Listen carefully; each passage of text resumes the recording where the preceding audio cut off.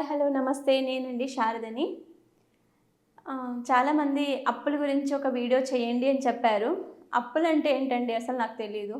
నాకు ఇప్పటి వరకు అప్పుల గురించి తెలియదు. నేనెప్పుడు చూడలేదు. నేనెప్పుడు వినలేదు. ఎందుకంటే నాకు అప్పులంటే భయం. నేనెప్పుడు అప్పు చెయ్యను. ఎవరిని అప్పు చేయమని చెప్పను. మీరు ఈ క్వెషన్ వేసేటప్పటికి నాకు అది ఎక్స్‌పీరియన్స్ అవ్వలేదు. ఎప్పుడు అప్పు చేయడం అనేది నాకు ఎక్స్‌పీరియన్స్ అవ్వలేదు. ఎందుకంటే నా హాబీ ఏంటంటే నాకెంతుంటే నేను దాంట్లోనే సంతోషంగా ఉంటాను. ఈరోజు నా చేతిలో ఏదొస్తే అదే నేను సర్వంగా భావిస్తాను. కొంతమంది ఆడంబరాలకు వెళ్తారు. లేనిపోని ఆడంబరాలకు వెళ్ళి అప్పులు చేయడము, దాన్ని తీర్చలేక నానా ఇబ్బందులు పడుతూ ఉంటారు. నాకు చాలా బాధ అనిపిస్తుంది. ఇలాంటి అప్పులో పడడం ఎందుకు? మనం ఆ అప్పు నుంచి బయటికి రావడం ఎందుకు? అప్పు అనేది ఒక పెద్ద ఊబి లాంటిది. ఒకసారి మనం దాంట్లో పడ్డాము అనుకో, లేయడం చాలా కష్టం. నౌఎడేస్ ఏమైందంటే డబ్బు లేకపోయినా పర్వాలేదు, 90% లోన్ ఇస్తాం మీకు. మీరు హౌసింగ్ లోన్ తీసుకోండి. మీకు ఫోన్ కావాలా? ఈఎంఐలో తీసుకోండి. యాపిల్ ఫోన్ కావాలా? యాపిల్ ట్యాబ్ కావాలా? లేకపోతే ఏమి కావాలన్నా కూడా మీకు 90% మేము లోన్ ఇస్తాము అని అంటారు. అవునండి, వాళ్ళు 90% ఇస్తారు, కరెక్టే. కానీ మనకు తీర్చే కెపాసిటీ ఉండాలి కదా. వాళ్ళు 90% ఇస్తున్నారని వాళ్ళ బిజినెస్ కోసం చేస్తారు. ఒకవేళ మనం రేపొద్దున కట్టకపోతే వచ్చి తీసుకొని వెళ్ళిపోతారు కదా. అది మనకి అవమానంగా అనిపిస్తుంది కదా. వాళ్ళు మనల్ని ట్రాప్ చేయడానికి ట్రై చేస్తారు, కానీ మనం ఆ ట్రాప్లో పడకూడదు. ఫర్ ఎగ్జాంపుల్, అప్పు చేయకోకుండా బతకాలి అంటే ఎలా బతకొచ్చో చూడొచ్చు. ఇప్పుడు 90% అప్పుకు వెళ్ళకోకుండా ఒక 75%, ఒక ఇల్లు కట్టాలి అంటే మన దగ్గర ఒక 75% అమౌంట్ ఉండాలి. లేకపోతే ఒక ఎడ్యుకేషన్ లోన్ తీసుకోవాలంటే మన దగ్గర అట్లీస్ట్ 50% ఎడ్యుకేషన్ లోన్ మనం సొంతంగా పెట్టుకొని రిమైనింగ్ 50% ఎడ్యుకేషన్ లోన్ పెట్టుకోవచ్చు. లేకపోతే ఒక ఈఎంఐ కట్టాలంటే ఒక 75% మన దగ్గర క్యాష్ పెట్టుకొని రిమైనింగ్ 25%కి మనము లోన్కి వెళ్ళొచ్చు. అందులో తప్పు ఉండదు. అలా కాకోకుండా ఏదో 10,000 కడితే ₹1,00,000 యాపిల్ ఫోన్ ఇస్తామని చూపించుకోవడం కోసము, లేకపోతే వీళ్ళు అందరూ వాడుతున్నారు కదా, వాళ్ళు సొంత ఇండ్లు కట్టుకుంటున్నారు కదా, వీళ్ళు ఐఫోన్లు మెయింటైన్ చేస్తున్నారు కదా అని ఆడంబరాలకు వెళ్ళి చాలామంది లేడీస్ కానివ్వండి, జెంట్స్ కానివ్వండి, అప్పుల ఊబిలో పడిపోతున్నారు. ఇవన్నీ చేయకండి. ఇవి చేస్తే చాలా ప్రమాదకరమైన సిచ్యువేషన్ లీడ్ చేయాల్సి ఉంటుంది. ఎందుకంటే మనల్ని నమ్ముకొని మనకు ఒక ఫ్యామిలీ ఉంటుంది, ఒక కుటుంబం ఏర్పడి ఉంటుంది. ఆ కుటుంబానికి మనం అన్యాయం చేసిన వాళ్ళం అవుతాము. ఎప్పుడు కూడా అప్పు అనేది దానికి ఎంత దూరం ఉంటే అంత మంచిదండి. మన దగ్గర ఎప్పుడైతే 75% క్యాష్ ఉంటుందో అప్పుడు మాత్రమే 25% లోన్కి వెళ్ళడం కానీ, ఎడ్యుకేషన్ లోన్ కానివ్వండి, హౌసింగ్ లోన్ కానివ్వండి, మొబైల్ లోన్ కానివ్వండి, ఈరోజు ఇవ్వని లోన్లు అంటూ ఏవీ లేవండి. ఫర్నిచర్ లోన్ కానివ్వండి, ఏవైనా కానీ అలానే తీసుకుంటున్నారు.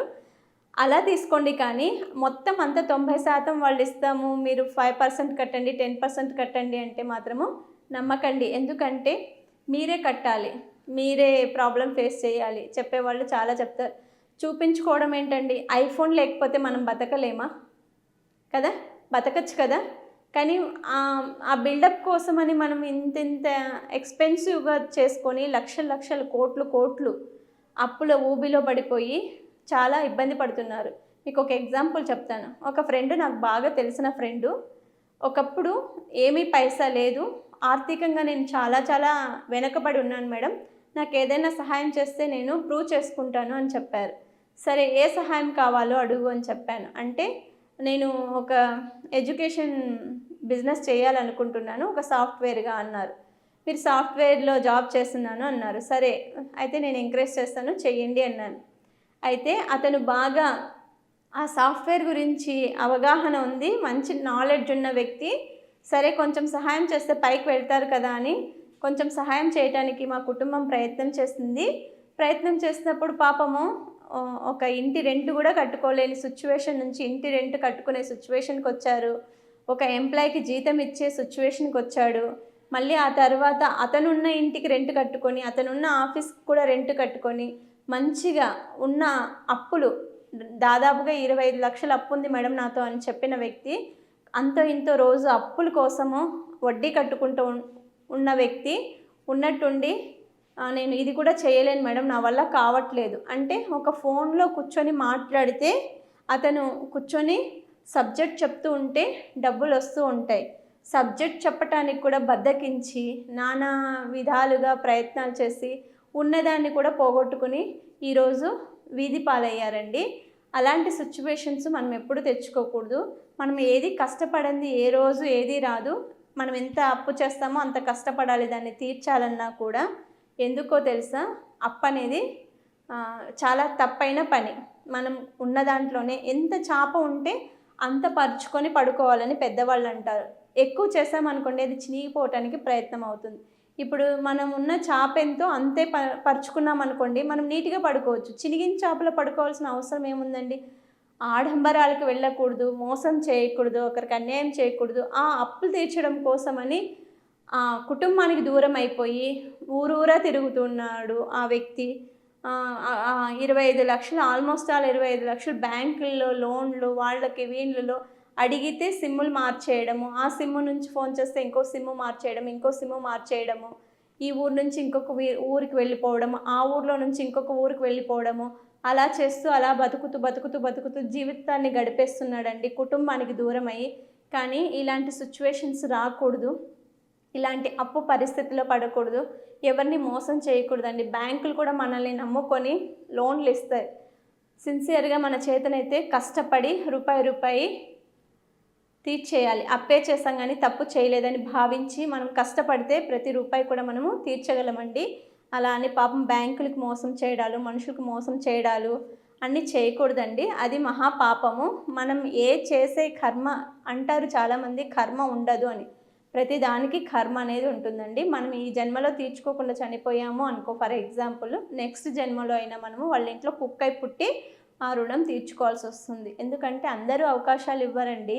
కొంతమందికి మనం అవకాశం ఇచ్చినా కూడా ఏమో అంటారు చూడండి, ఒక పాతకాలంలో శాస్త్రం ఉంది, కుక్కను తీసుకొచ్చి సింహాసనం మీద పెట్టినా కూడా కుక్క బుద్ధి చూపించుకుంటుంది అని. మనుషులు కూడా చాలా వరకు కొంచెం గాడి తప్పుతున్నారండి. కాబట్టి ఇలాంటి అప్పు అనే ఊబిలో పడి హఠాను మరణం తీసుకోవడము, వాళ్ళని నమ్ముకున్న కుటుంబానికి దూరంగా ఉండిపోవడము, వాళ్ళు కూడా ఎన్నో ఆశలతో పెళ్లి చేసేసుకుంటారు. లేకపోతే నా పిల్లలు ఇలా ఉండాలి, అలా ఉండాలి, అలా ఉండాలి అనుకుంటూ ఉంటారు.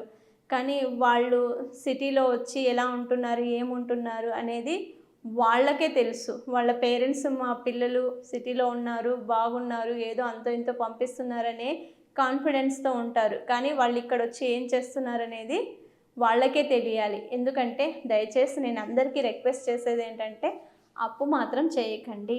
ఉన్న దాంట్లో సర్దుకొని జీవించడానికి ప్రయత్నం చేయాలి. అంతేకాని అప్పు ఉందని ఇప్పుడు చేశారు, ఇకపై ఎవ్వరూ అప్పు చేయకండి.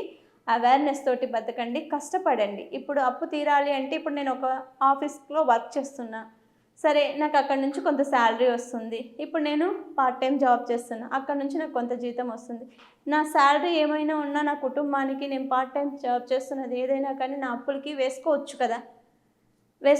అలా మనీ మేనేజ్మెంట్ అనేది చేసుకోవాలండి. మనీ మేనేజ్మెంట్ లేకపోతే మాత్రం చాలా సఫర్ అవ్వాల్సి ఉంటుంది. ప్రతి ఒక్కరూ నేను పేరున చెప్తున్నాను, ఎవరైనా అప్పుల ఊబిలో ఉంటే యాజ్ ఎర్లీ యాజ్ పాసిబుల్ బయట రావడానికి ప్రయత్నించండి. మళ్ళీ దాన్ని తీర్చడం కోసం దయచేసి కొత్త అప్పు మాత్రం చేయకండి.